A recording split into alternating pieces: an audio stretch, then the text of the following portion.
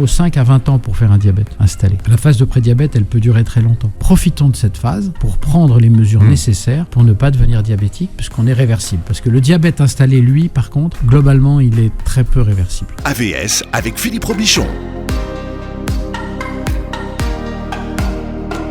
AVS pour À Votre Santé, bonjour, bienvenue, ravi de vous retrouver pour un partage de connaissances ce matin avec le docteur Réginald Dalouche. Bonjour doc. Bonjour Philippe. Appelez-moi Philippe. Médecin, ingénieur biomédical et chercheur dans le domaine de la prévention du diabète et du surpoids. On va en parler de la prévention du diabète ce matin. Votre dernier livre s'appelle Sucre, l'ennemi public numéro 1 chez Albin Michel. Voici. Voilà. Diabète, la prévention à portée de main. Ça sent le cuir un petit peu aujourd'hui, docteur Alouche. Qu'est-ce qui est... Vous sentez un peu le cuir. Pas le cuir, le cuir. Ah, c'est pas le cuir. Non, c'est le cuir. Ah, c'est vos gants de... C'est mes gants de boxe. C'est vos gants de boxe. Parce que j'en viens. Ouais. Voilà, tous les... Je préfère vous envoyer à la boxe avant. Oui, parce que je suis beaucoup plus calme après. Après, c'est voilà. Ça. Ouais. Mais ça veut dire aussi que dans le sujet que nous allons aborder, que l'exercice physique, ça reste quand même le meilleur traitement, avant tout, à la fois de prévention et de traitement du diabète. Oui, mais vous, c'est pas d'échauffement que vous faites. Parce que j'ai une certaine ancienneté, une certaine expérience. Voilà, mais puisque vous m'obligez à parler de moi, j'étais en fait, pendant des années, j'ai fait du water-polo. Le water-polo, c'est un sport... Mais quel rapport avec la boxe ? Eh bien, tout simplement parce que c'est un sport qui nécessite de l'endurance, qui a un avantage énorme, c'est qu'il n'est pas du tout... il n'est pas du tout photogénique, télégénique, donc il n'est pas pro. Donc on n'en voit pas, ils ont tout essayé. On ne sait même pas que ça existe. Voilà, et c'est un sport incroyable, que je recommande à beaucoup de gens parce qu'il faut faire des allers-retours dans une piscine avec un but. Vous savez que quand on nage dans une piscine, au bout de quelques minutes, on s'ennuie. Alors que quand on fait du water-polo, il y a un ballon, il y a un enjeu, il y a une équipe, il y a un peu de contact. Et moi, j'ai adoré ce sport, vraiment. Mais on touche pas le sol. Ah non, on ne touche pas le sol, bien sûr que non. Non, donc ça veut dire qu'on se déplace en... On se déplace en nageant, toujours. En nageant, ouais. Et quand on fait ce qu'on appelle, quand on est en statique, ouais. On fait des ciseaux pour rester voilà, pour voir la balle, où est la balle, parce qu'on est quand même... Voilà, c'est un sport merveilleux. Et les Français ne sont pas si mauvais. Voilà, donc...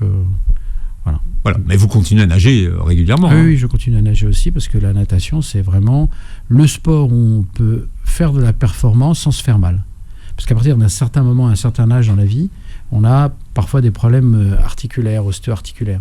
L'avantage dans l'eau, c'est qu'on est porté, et donc les articulations ne sont pas en tension, ne sont pas en pression. D'accord, donc on ne risque pas de se faire mal. Exactement. Alors que courir, par exemple, quand on commence à avoir un peu mal au dos, avoir des problèmes lombaires, ça pose plus de problèmes.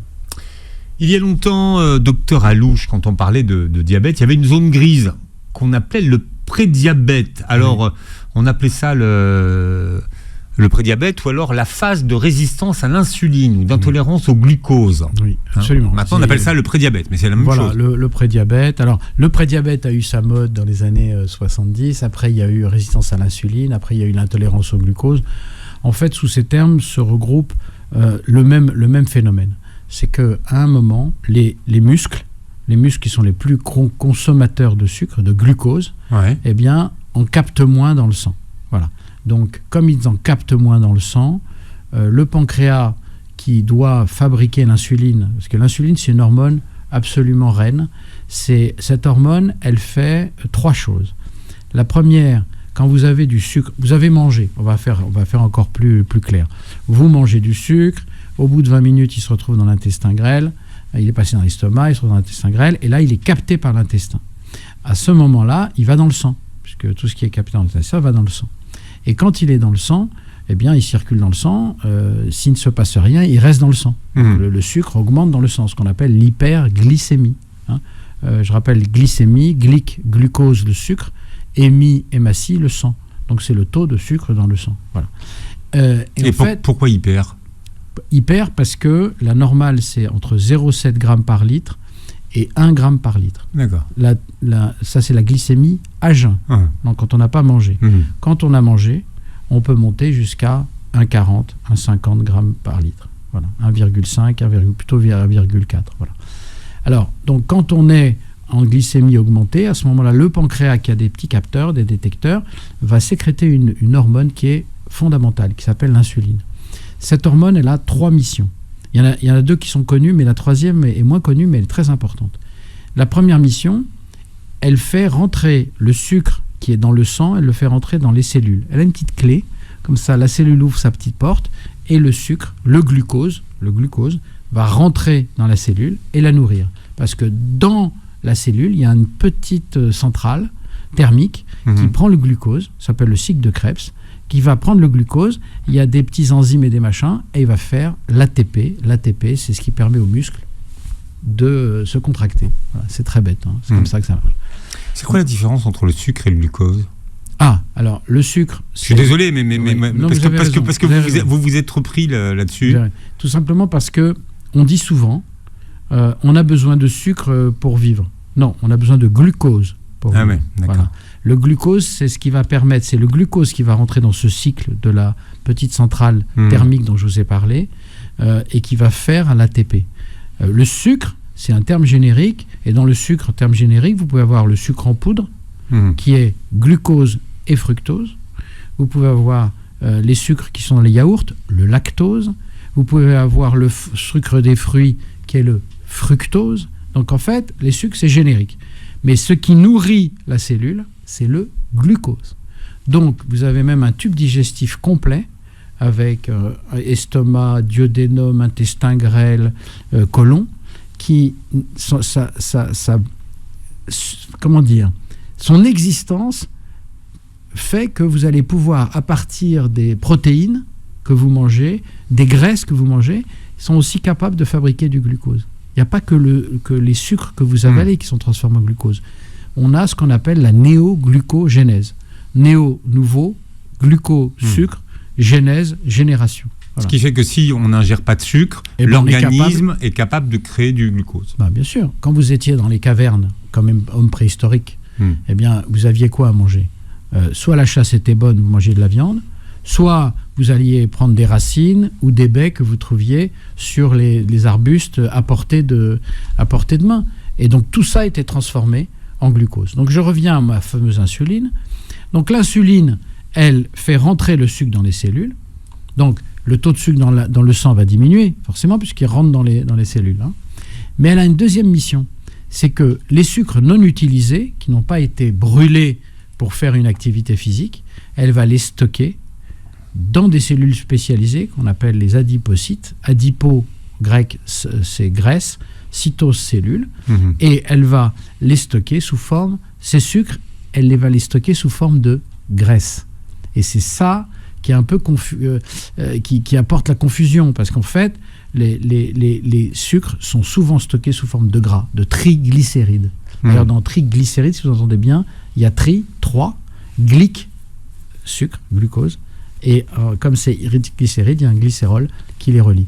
Parce que c'est une façon très optimale de stocker les sucres sous forme de gras, et puis le jour où vous en avez besoin, parce que vous allez courir à 100 mètres ou un marathon, eh ben on va retransformer ces graisses en sucre. Ça marche dans un sens, ça s'appelle la lipogénèse, c'est-à-dire je crée des lipides, et il y a une marche dans l'autre sens, quand j'ai besoin des sucres, je fais la lipolyse. Voilà, je casse les bras. Quand on les brûle. Hein, voilà, pour qu'on les brûle. Donc, deuxième action. Première action, je vous l'ai dit, elle fait rentrer le sucre dans les cellules. Deuxième action, elle stocke les sucres non brûlés dans les adipocytes, cellules spécialisées sous forme de graisse. C'est pour ça que le sucre peut faire grossir, parce qu'il est stocké sous forme de graisse. Troisième rôle de l'insuline, moins connu donc, c'est c'est une cellule anabolisante, c'est-à-dire qu'elle va promouvoir les divisions cellulaires de beaucoup de cellules. Donc elle est... d'ailleurs, les anabolisants, c'est ce que prennent c'est les dopants que peuvent prendre les sportifs. Ouais. Exactement. Donc en fait, elle a cette fonction-là, et c'est pour ça que parfois, elle est tellement anabolisante qu'elle peut poser des problèmes. Par exemple, en cas de cancer, par exemple, quand il y a l'insuline, elle peut booster des lignées cellulaires, et c'est pour ça qu'il faut faire attention à ce qu'on mange, justement, quand on est en traitement pour un cancer. Pourquoi est-ce que vous insistez sur le fait qu'on utilise le terme prédiabète ? Pourquoi c'est important de l'utiliser ? C'est très important parce que le prédiabète est réversible. C'est-à-dire qu'il a une définition.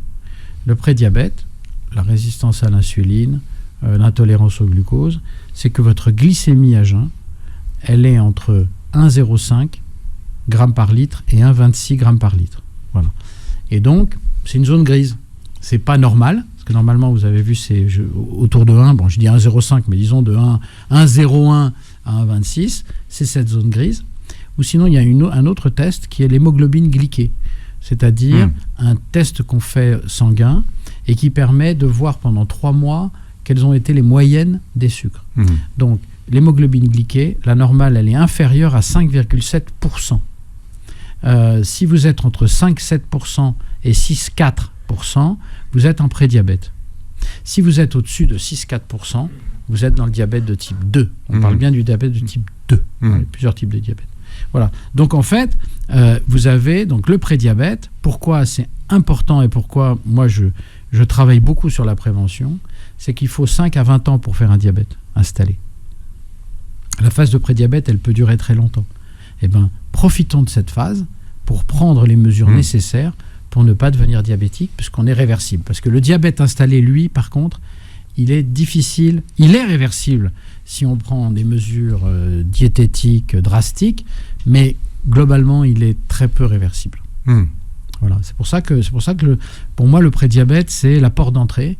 Résistance à l'insuline, prédiabète, c'est une porte d'entrée. Dès qu'on sait qu'elle est ouverte, cette entrée, il faut très vite agir. C'est là qu'il faut agir. Parce qu'on entend beaucoup de gens qui disent oui, mais bon, je ne suis pas encore diabétique, mais je suis pré-diabétique. Ah non, mais ça, c'est une erreur absolue. Parce que ça, on l'entend. Oui, bien sûr, parce qu'on se dit, bon, il y aura toujours un médicament, mais le problème, il faut comprendre. Aujourd'hui, pour le diabète de type 2 installé, il y a effectivement des traitements. Il y a des traitements qui sont extrêmement efficaces. Mais comme tous les traitements efficaces, ils ont des effets indésirables. Voilà. Donc, il y a des traitements, vous allez les prendre pendant 1 an, puis au bout d'1 an, vous ne pourrez plus les supporter. Qu'est-ce que vous faites à ce moment-là?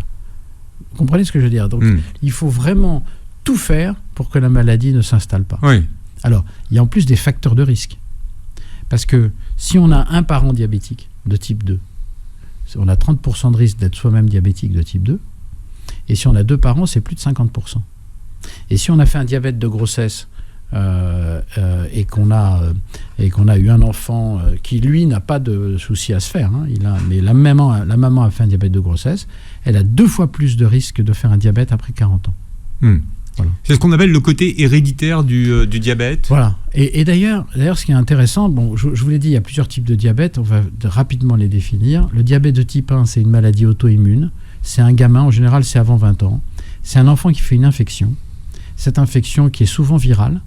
À ce moment-là, son organisme va faire des anticorps contre ces virus. Normal. Mais ces virus, ils ressemblent, comme 2 gouttes d'eau, aux cellules du pancréas qui fabriquent l'insuline.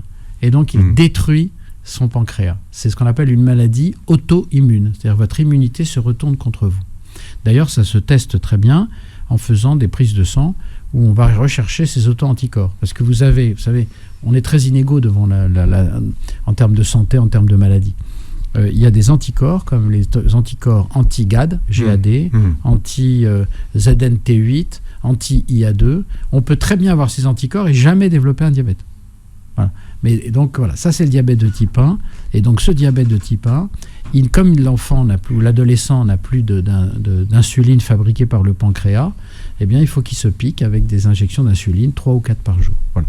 Il y a de grands progrès qui ont eu lieu là-dessus. C'est 10% de tous les diabètes. Il y a eu de grands progrès. C'est que maintenant il y a des pompes à insuline et il y a même des pompes qui sont couplées avec des capteurs et qui peuvent s'autoréguler. Ce qu'on appelle la boucle fermée. Diabète, la prévention à portée de main avec le docteur Réginald Allouche qui est avec nous. Je rappelle que votre dernier livre, qui est un best-seller, docteur Allouche, s'appelle Sucre, l'ennemi public numéro 1, chez Albin Michel. Alors, on a vu 2 formes de diabète. Alors, il y en a d'autres, des moins connus, peut-être. Ah oui, il y a des formes moins connues. Donc, le premier, diabète type 1, 10% à peu près, maladie auto-immune, qui se traite par des injections d'insuline. Diabète de type 2, en général, c'est après 50 ans, maintenant c'est après 30 ans. C'est une maladie qui est liée, 1, à l'hérédité, 2, à la sédentarité, 3, à la malbouffe, en gros. Voilà. Le 3e diabète, c'est le diabète gestationnel. C'est un diabète qui apparaît au 3e mois de la grossesse et qui disparaît après la grossesse. Et qui est un diabète qui touche de plus en plus de femmes. C'est ce qui est paradoxal, on ne sait pas pourquoi. Tu fais des gros bébés, soi-disant. Oui, non, pas soi-disant. C'est qu'en fait, le bébé... alors c'est passionnant, le diabète de grossesse. En fait, Le bébé, lui, il a une fonction d'insuline normale. Donc, quand il voit dans le cordon ombilical passer du sang un peu sucré, il fait de l'insuline pour sa maman. Et comme il fait de l'insuline pour sa maman, je vous ai dit tout à l'heure que quand on fait de l'insuline, on stocke. Donc, il grossit. Et donc, ça fait des gros bébés. Et en général, un bébé de plus de 4 kilos, c'est un bébé où il y a eu un diabète de grossesse. Voilà. Alors, c'est pas dangereux pour lui. C'est pas dangereux pour la maman si elle est bien suivie, et c'est vraiment, ça demande un savoir-faire médical, parce qu'il y a des risques d'éclampsie, la éclampsie pour tout le monde. C'est d'avoir un accouchement trop précoce. Il y a aussi l'hypertension gravidique. Il y a plein de choses. Et en fait, donc ce diabète-là, il peut provoquer, la femme a des risques de diabète, 50% de risque après 40 ans. Donc elle doit être suivie. Une femme qui a fait un diabète gestationnel, elle doit tous les ans faire une glycémie à jeun et une hémoglobine glyquée pour savoir où elle en est. Et puis il y a d'autres diabètes. Vous avez le diabète MODY. MODY, pas M-A-U-D-Y-D, mais MODY, M-O-D-Y. C'est un diabète qui est un diabète lié à un gène, et que donc c'est un diabète génétique qui est assez rare. Et puis il y en a un autre qui est de moins en moins rare, c'est le LADA. Le LADA, c'est en fait, pour être simple, un diabète de type 1 late, pour les adultes. En général, diabète type 1, c'était avant 20 ans. Et maintenant, on en voit de plus en plus des LADA. Alors ça se traite soit comme un type 1, soit comme un type 2, parce que ce n'est pas les mêmes traitements. Donc voilà, mais le diabète est en constante augmentation dans tous les pays. Tous les pays, occidentaux, non occidentaux, africains, asiatiques, ça augmente partout, et c'est un vrai problème quand même, parce que vous connaissez les complications du diabète. La principale complication, c'est les maladies cardiovasculaires, ensuite c'est les maladies vasculaires pures qui peuvent provoquer des amputations, la neuropathie diabétique, la cécité, l'impuissance, l'insuffisance rénale, voilà. En fait, tout ça est lié à un facteur, c'est que le diabète et le sucre usent les tuyaux. Il use les artères. C'est ça. C'est comme vous êtes chez vous, vous avez une vieille installation dans votre salle de bain avec du calcaire. Eh bien, le calcaire va parfois même peut casser les tuyaux. Et c'est exactement la même chose avec le diabète. Le sucre va irriter, donc le sucre circule dans le sang, il va irriter les parois. D'accord. Et puis s'il a des aides, comme parfois les graisses ou un peu trop de cholestérol, mais là on reviendra sur ce point après, eh bien ça fait une espèce d'attaque qui se produit à chaque battement de cœur. Il faut comprendre. Chaque battement de cœur, le cœur envoie le sang, ça frotte. Ça frotte. À ce moment-là, qu'est-ce que fait l'artère ? Elle fait du calcium, elle met du calcium, elle se calcifie. Elle va devenir moins souple. Et comme elle va devenir moins souple, eh ben, si ça se passe sur des toutes petites artères dans les yeux, par exemple, vos artères dans les yeux, vous ne les voyez pas. Parce qu'elles sont quasi transparentes, mais elles sont très fines. Donc si ça se passe dans ces artères-là, eh bien, vous avez des problèmes aux yeux. On entend dire que la maladie d'Alzheimer, ce serait le diabète de type 3. Bon, votre avis ? Alors, mon avis, c'est que de toute façon, il y a effectivement un trouble de la gestion de l'insuline au niveau de la maladie d'Alzheimer. C'est-à-dire qu'on pense que les cellules cérébrales ont un comportement vis-à-vis de ce sang sucré qui est paradoxal. Parce que vous savez que dans l'Alzheimer, on a incriminé beaucoup de choses. On a incriminé l'aluminium, on a incriminé, maintenant on incrimine le sucre, on a aussi incriminé des conditions d'environnement, des polluants. Je pense que l'Alzheimer, d'abord il faut savoir de quoi on parle. Est-ce qu'on parle de maladie de sénilité ou est-ce qu'on parle d'Alzheimer ? L'Alzheimer, c'est une maladie particulière où les gens ont une perte de la mémoire immédiate. Ils mettent le lait sur le feu, ils ont oublié qu'ils mettent le lait sur le feu et le gaz qui... Voilà. C'est ça l'Alzheimer. Mais ils se rappellent très bien des gens qui... voilà. Le passé, c'est-à-dire la mémoire du passé, elle est toujours là. Alors que dans la sénilité, on a une dégradation des capacités dites cognitives, c'est-à-dire que votre cerveau est capable d'analyser, et c'est souvent lié à un problème vasculaire. Je vous explique. En fait, votre cerveau, si je déplie toutes les cellules de votre cerveau, c'est-à-dire que, vous savez, le cerveau, il est replié sur lui-même comme une noix. Quand vous mangez une noix de Grenoble, vous voyez, d'ailleurs, ça ressemble... Ça ressemble à une noix. Et d'ailleurs, c'est pour ça qu'on dit que les noix sont bonnes pour le cerveau, parce qu'elles lui ressemblent de façon incroyable. Si je déplie tout ça, c'est un terrain de football. La taille de votre cerveau, Philippe, c'est un terrain de football. Donc, vous comprenez bien que quand il va falloir vasculariser, amener des nutriments, de l'oxygène à ce cerveau, il y a des petites artères qui vont être coincées dans les replis. Donc, si vous faites de l'exercice, ces petites artères, même si toutes fines, elles vont avoir tendance justement à s'écarter, à amener le sang dans cette zone. Mais si vous ne faites aucun sport et que vous êtes sur un canapé, à ce moment-là, il y a des zones qui vont être moins vascularisées. Je ne dis pas plus vascularisées, moins vascularisées. Et donc, il commence à y avoir un déficit cognitif. Voilà, donc c'est... et puis, bon, pour combattre aussi la sénilité, il y a l'exercice physique. Pourquoi ? Parce que quand on fait de l'exercice physique, on augmente le débit cardiaque dans les carotides. À ce moment-là, on va mieux vasculariser le cerveau, mieux l'oxygéner, il va s'ouvrir. Et puis, on fait de l'hormone de croissance, l'IGH. Cette hormone de croissance, elle a une capacité de faire des neurones. Oui, on fait des neurones à 70 ans, comme on fait des muscles à 70 ans, grâce à cette hormone de croissance. Par contre, ce qu'il faut faire, c'est quand vous faites cette hormone de croissance et vous créez des neurones, il faut les connecter entre eux. Donc il faut lire soit un texte un peu complexe, soit apprendre une langue, soit jouer du piano, soit faire du sudoku, soit faire des mots croisés. Quelque chose qui va faire que vous allez reconnecter tous les neurones. Parce qu'on pensait qu'on avait un certain nombre de neurones et qu'on les perdait avec l'âge. C'est faux. C'est faux. C'est faux. Les neurones, on peut les récupérer. Mais il y a beaucoup de choses comme ça. On disait aussi, les gériatres ont publié de nombreuses publications sur le fait qu'à 70 ans, vous faites des muscles. Ça continue, oui, de plus en plus. Voilà. Donc, le fait de dire que la maladie d'Alzheimer, c'est un diabète de type 3, c'est un peu... Enfin, moi, je ne suis pas spécialiste, donc je veux pas donner des... Il y a des neurologues bien plus compétents que moi. Je pense qu'il y a effectivement que ça fait partie des facteurs... je me lance, et j'espère que les auditeurs ne me voudront pas, mais je pense que c'est multifactoriel, l'Alzheimer. Il peut y avoir... vous savez, on mange 3 ou 4 fois par jour. Dans ce qu'on mange, il y a des polluants. Il y a peut-être l'aluminium. Il y a peut-être, vous savez, les casseroles aluminium. Ou voilà, il y a plein de choses qui vont rentrer en ligne de compte et ils vont se retrouver dans votre cerveau.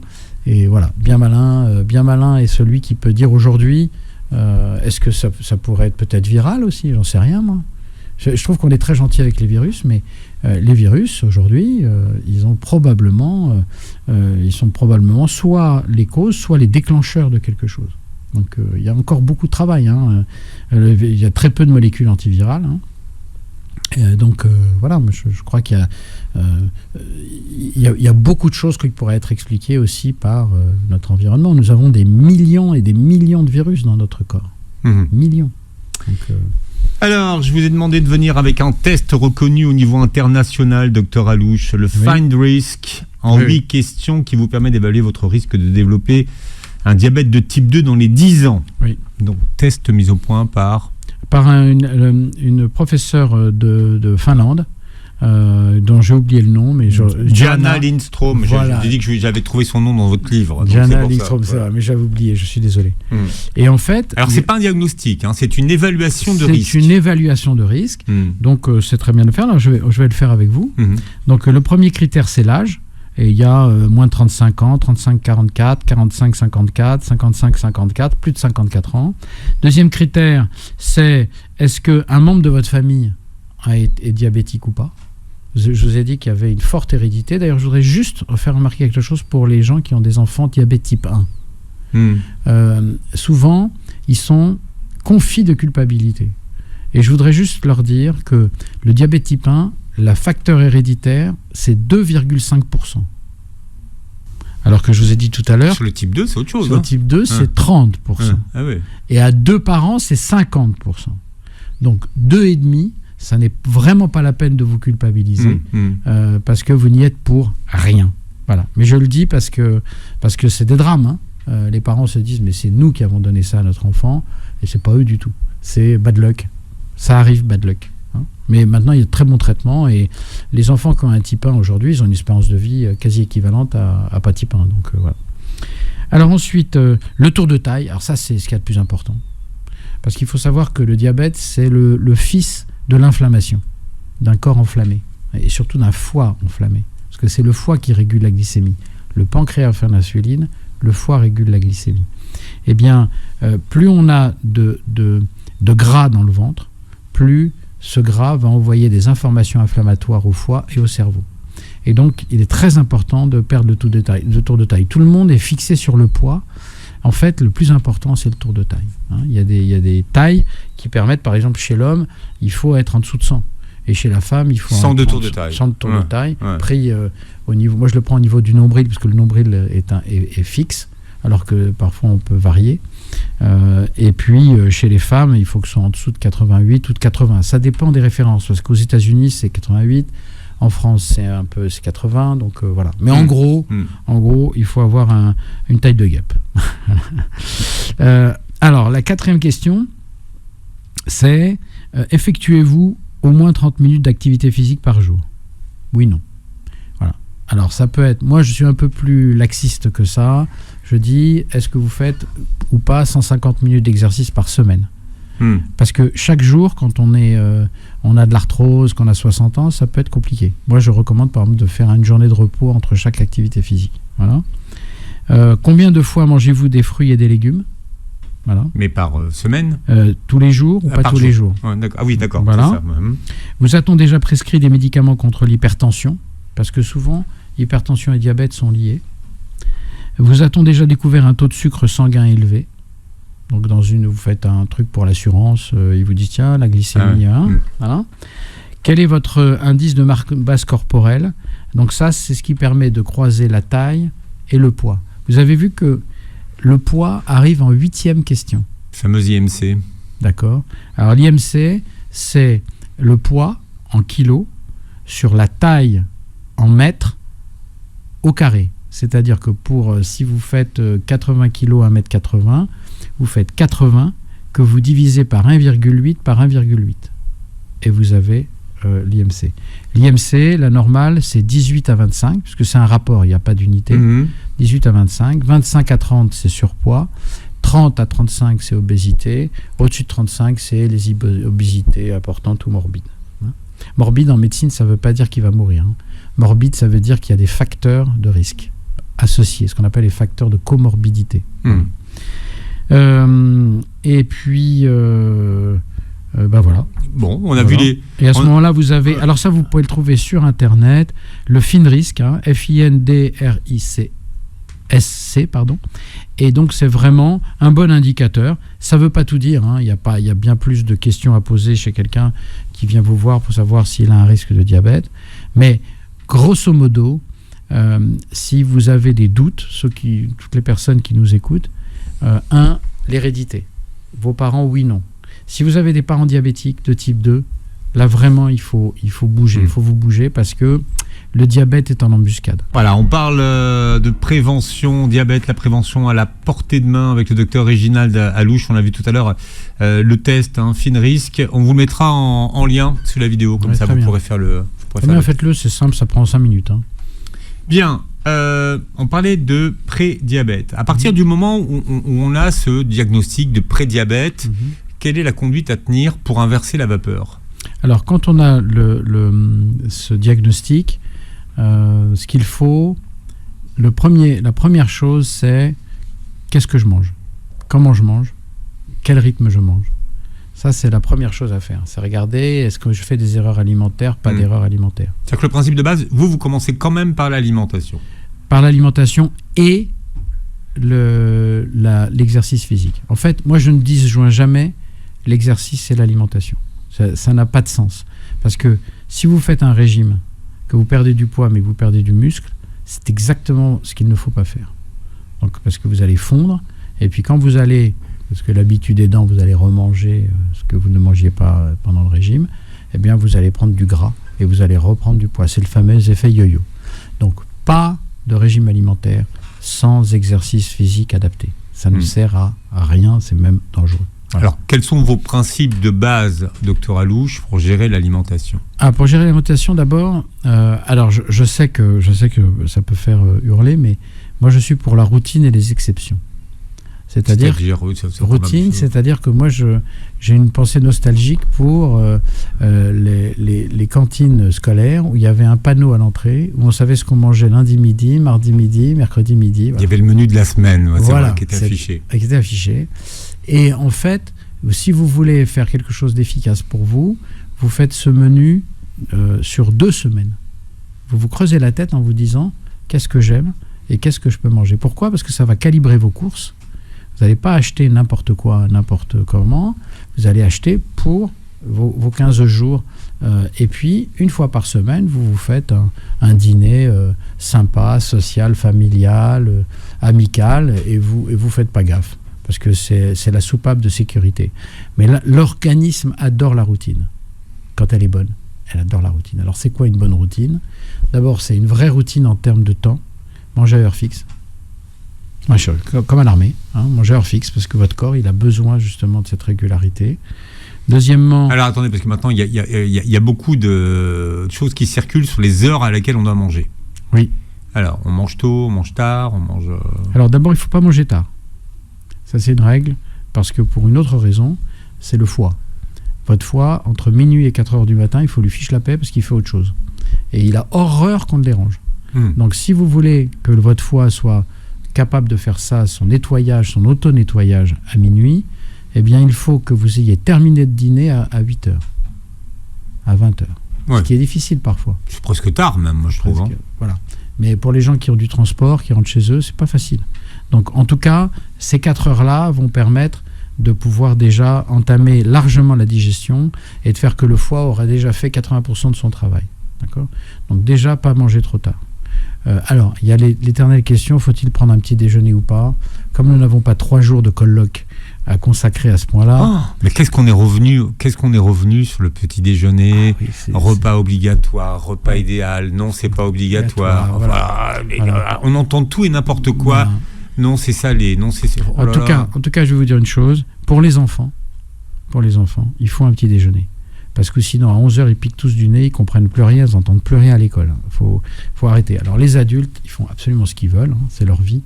Mais pour nos enfants, ils doivent manger le matin et manger des choses qui les tiennent au corps, pas que du sucre. Parce que s'ils mangent que des choses sucrées, ils vont avoir un coup de pompe 1h30 après et ils vont quasiment s'endormir ou plus écouter le truc. Donc, il faut, le matin, avoir un petit déjeuner équilibré. C'est-à-dire une tartine, du beurre, on peut mettre un peu de confiture, mais on a aussi quelques protéines, on peut avoir du fromage, on peut avoir des œufs, on peut avoir de l'avocat. Moi, il y a une mode en ce moment, c'est que les enfants mangent de l'avocat le matin, mais c'est très bien l'avocat. Toast à l'avocat, c'est très bien, ils mangent de l'avocat par petits bouts. Moi, je vois des bébés qui mangent de l'avocat par petits bouts, c'est très bien pour la suite. Voilà. Et puis, il faut qu'ils boivent. C'est juste cher, l'avocat. C'est juste cher. Oui. Mais c'est vrai, c'est cher, mais on peut se débrouiller quand même. Et il faut qu'ils boivent aussi. Il faut qu'ils soient hydratés, parce qu'ils ont passé une nuit qu'on espère longue, parce qu'aujourd'hui, les enfants, malheureusement, dorment peu, moins qu'avant. Et il faut qu'ils aient une bonne nuit, et donc ils n'ont pas été hydratés pendant toute la nuit, et ils ont faim quand ils se réveillent le matin. Vous savez, avant 10 ans ou avant 12 ans, on a vraiment faim quand on est enfant. Mais faim, quoi. C'est-à-dire le goûter, c'est pas une option. Ils crèvent de faim, les gamins. Donc voilà, donc il faut les nourrir. Donc moi, je suis pour un petit déjeuner. Alors je sais qu'il y a des gens qui n'aiment pas le petit déjeuner. Bon, peu importe, on s'en fiche. De toute façon, je vais vous dire.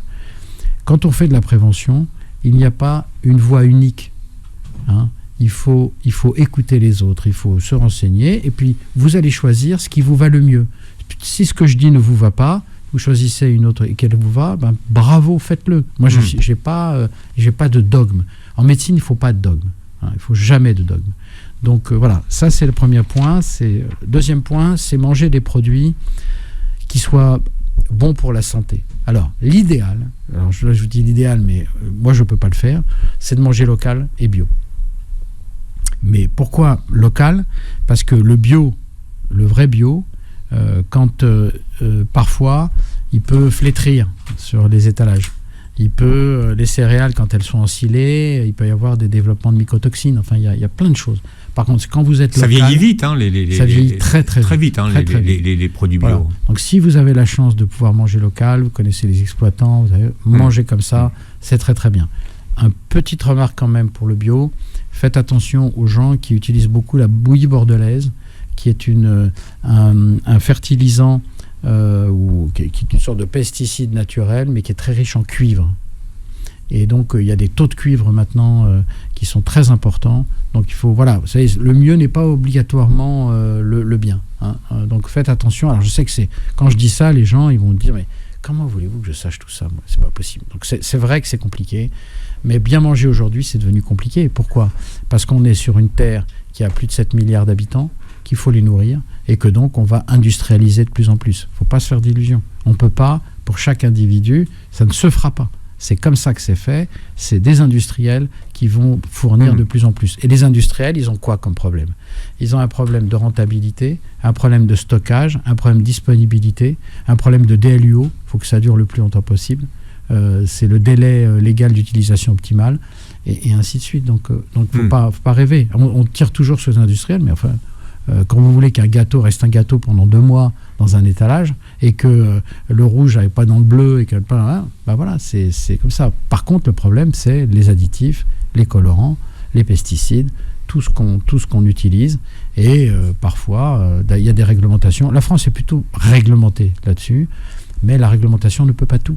Hein, parce que quand vous mettez, par exemple, un additif, un colorant, vous savez que dans la loi, quand vous ajoutez quelque chose dans l'alimentation, il faut que vous prouviez sa non-toxicité. C'est la loi. Le problème, c'est que, par contre, l'assemblage des deux, on ne connaît pas. On ne sait pas ce que ça va faire. Et encore mieux, si vous cuisez les choses. Parce qu'à ce moment-là, il va y avoir ce qu'on appelle des composés néoformés. Et les composés néoformés, on ne les connaît pas. Donc il y a tout un travail. On est au début de l'histoire. Mais ne vous faites pas d'illusions. Avec plus de 7 milliards de gens sur Terre, on va de plus en plus industrialiser. De plus en plus industrialiser. Donc c'est ça auquel on est, le problème auquel on est confronté. Parce que quand je vous dis, oui, manger bio et local, elle est un peu facile, le docteur, parce que c'est pas facile. Moi, je suis parisien, comment voulez-vous que je mange bio local? Je mange bio, je vais dans un magasin bio, j'achète, je regarde. Alors, il faut faire attention qu'il n'y ait pas de taches sur le truc. Si j'achète des citrons, au bout de 2 jours, ils sont déjà morts. Ils sont morts. Voilà, donc c'est compliqué. C'est compliqué. C'est pour ça que l'agriculture raisonnée aussi, c'est pas si mal. C'est-à-dire qu'on utilise un minimum de pesticides et de fongicides avec un cadre réglementaire, et souvent ça peut aller. Mais bon, voilà. Bon, est-ce que vous avez des interdits alimentaires? Des interdits alimentaires, j'en ai. Interdits alimentaires, j'en ai aucun. Je veux pas interdire. Moi, j'interdis rien. Même les frites? Non. Pourquoi? Une fois par mois. Pas par mois, c'est pas mal. Mais vous savez, encore une fois, je vais peut-être faire mon poilu de 14, mais moi, je suis d'une génération où le saumon fumé, c'était le 31 décembre. Une fois par an. Aujourd'hui, vous allez dans une supérette, il y en a partout. Donc voilà. Et les croissants, c'était mon boulanger, chez moi, à Levallois. Il n'en faisait que le dimanche. Et encore, il fallait les réserver, docteur Alouche, à Levallois, chez votre boulanger, il me l'a dit. Exactement, il fallait les réserver. Donc mon père, religieusement, la veille, allait les réserver. Vous vous rendez compte? Donc quand vous mangiez votre croissant, c'était... ça c'est un truc très important. C'était la fête. Bah oui, parce que c'était un moment unique. On l'appréciait, il était extrêmement bon. Extrêmement bon. Et voilà, et il n'y avait pas de culpabilité. Donc, quand vous avez de la culpabilité, quand vous mangez quelque chose, votre plat de frites par exemple, quand vous le mangez et que vous vous dites « Oh là là, franchement, je ne devrais pas faire ça, je vais grossir et tout », vous allez faire du cortisol de stress. Et le cortisol, qu'est-ce qu'il fait? Il vous fait garder les calories, il vous fait stocker. Donc, s'il vous plaît, si vous avez décidé de manger un plat de frites, mangez-le. Mangez-le avec des très bonnes frites, pas n'importe quoi, parce que vous n'êtes pas une poubelle, hein. Mais mangez des bonnes frites et faites-vous plaisir et souriez. Voilà. Ne vous dites pas « j'aurais jamais dû » parce qu'à ce moment-là, vous allez faire du cortisol de stress et vous allez stocker tout cet amidon. Avec une bonne sauce algérienne? Avec une bonne sauce algérienne. Ou tunisienne, par exemple. S'il vous plaît. Mayonnaise Harissa? Ah non, pas de mayonnaise. Ah non, Larissa. Quoi, non? Non, moi j'aime pas. Non, Larissa. Ah non, frites, mayonnaise, non, c'est la base. excusez-moi, Larissa, ça ne se mélange pas.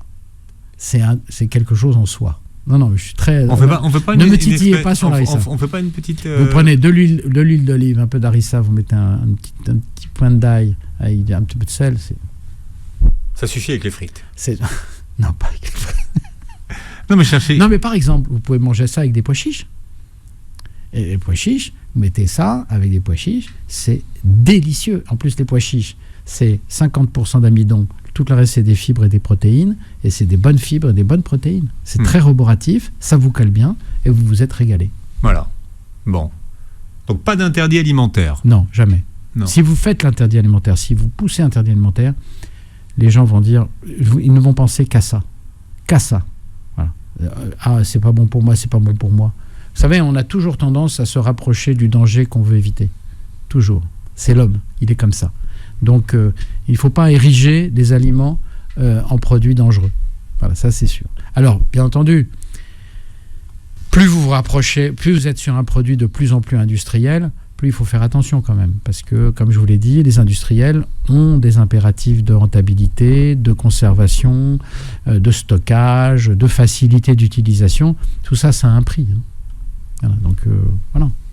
De temps en temps, vous faites un plat cuisiné que vous réchauffez, il n'y a pas mort d'homme, hein, vous pouvez le faire, mais pas tous les jours. C'est ça qu'il faut comprendre. Voilà. Vous parliez de l'exception tout à l'heure. Voilà. Ben, c'est ça. La routine et les exceptions. Quand vous avez une bonne routine alimentaire et qu'un jour vous faites une exception, mais votre organisme, il ne le voit même pas. Il ne le voit même pas. Vous savez pourquoi ? Parce que votre organisme, quand vous mangez quelque chose de nouveau, il doit faire des enzymes particuliers pour pouvoir le digérer. Et bien, la première fois où vous allez être en contact avec cet aliment, il ne pourra pas faire assez d'enzymes. Donc, vous allez vous sentir un peu lourd, un peu ballonné, vous l'aurez mangé, mais vous ne l'aurez pas complètement capté. Par contre, vous remangez la même chose dans les 24 heures ou les 48 heures, et là, plom, voilà, votre organisme va l'absorber et le stocker. Docteur Réginald Dalouche, votre livre, le dernier, s'appelle Sucre, ennemi public numéro 1 chez Albin Michel. Vous réécouterez l'émission en podcast sur beurrefm.net et sur les plateformes qui reprennent l'émission. Vous verrez la captation de cette émission sur notre chaîne YouTube. Merci Doc. Merci à vous Philippe de m'avoir invité. Plaisir de vous écouter. Voilà. Même plaisir d'être interrogé par vous, mais je ne vais pas le répéter à chaque fois. Vous êtes passionnant parce que vous êtes passionné, comme on dit. Merci de nous avoir prêté vos oreilles et passez une très belle journée. Santé sur Beurre FM.